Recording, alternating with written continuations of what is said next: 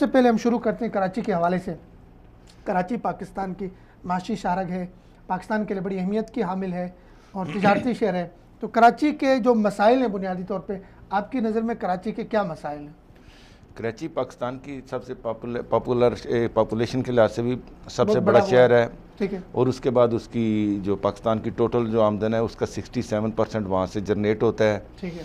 तो कराची के जो बुनियादी मसाइल हैं उसमें दो तीन तो हैं, जैसे एक तो पानी का मसला है कराची का बहुत बड़ा, और दूसरा मसला है वहाँ का सफाई का, और तीसरा जो है एक तो वहाँ पे समंदर में रहते हुए प्यासे हैं, पानी का मसला। बस वो मिसाल दी जाती है कि कराची में आप लोग अपने घरों से पानी देख सकते हैं, इस्तेमाल नहीं कर सकते समुंदर का।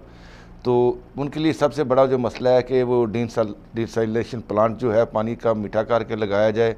जो पहले पानी आ रहा है वाया उधर को अपना ये दाबाजी से पंपिंग स्टेशन से होके आ रहा है, वो पूरा नहीं हो रहा। और फिर वहाँ देखो टैंकर माफिया भी है, उसका भी एक बड़ा राज है, उसका भी ख़त्म होना चाहिए।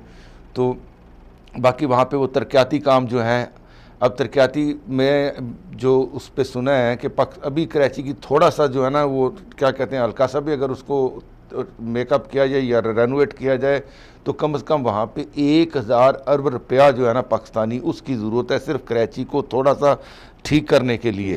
तो